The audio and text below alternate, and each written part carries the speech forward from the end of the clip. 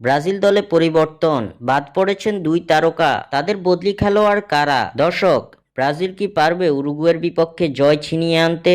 আপনাদের মূল্যবান মতামত অবশ্যই আমাদের কমেন্ট করে জানাবেন। চলতি ফিফা উইন্ডোতে 2026 বিশ্বকাপ বাছাই পর্বে নিজেদের 11তম ম্যাচে হোঁচট খেয়েছে ব্রাজিল। ভেনেজুয়েলার বিপক্ষে 1-1 গোলে ড্র করে পয়েন্ট খুইয়েছে 5বারের বিশ্ব চ্যাম্পিয়নরা। হতাশাজনক পারফরমেন্সের পাশাপাশি এবার ব্রাজিল শিবিরে বয়ে এলো আরেক হতাশা, দল থেকে বাদ পড়লেন দুই তারকা ফুটবলার। চলতি উইন্ডোতে নিজেদের দ্বিতীয় ম্যাচে এবার ব্রাজিলের সামনে প্রতিপক্ষ শক্তিশালী উরুগুয়ে। আগামী 20 নভেম্বর উরুগুয়ের বিপক্ষে মাঠে নামতে যাচ্ছে ব্রাজিল। তবে এই ম্যাচ থেকে ছিটকে গেছেন ব্রাজিলিয়ান দুই ডিফেন্ডার ভ্যান্ডারসন ও গুয়েলহার্মে আরানা। ভেনেজুয়েলার বিপক্ষে এক হলুদ কার্ড দেখেন ভ্যান্ডারসন, যার মাধ্যমে টানা 2 ম্যাচে 2 হলুদ কার্ড দেখেছেন এই রাইট ব্যাক, যার কারণে এক ম্যাচের নিষেধাজ্ঞায় পড়ে উরুগুয়ের বিপক্ষের ম্যাচ থেকে ছিটকে গেছেন ভ্যান্ডারসন। অন্যদিকে ইনজুরির কারণে ব্রাজিল স্কোয়াড থেকে বাদ পড়েছেন আরেক ডিফেন্ডার গুয়েলহার্মে আরানা। জানা গেছে অ্যাঙ্কেল ইনজুরিতে পড়েছেন আরানা। এবার এই দুইজনের পরিবর্তে দুই তারকাকে দলে ডাক দিয়েছে ব্রাজিল কোচ দরিবাল জুনিয়র। উরুগুয়ের বিপক্ষের ম্যাচের জন্য ব্রাজিল দলে ডাক পেয়েছেন অ্যালেক্স তেল্লেস ও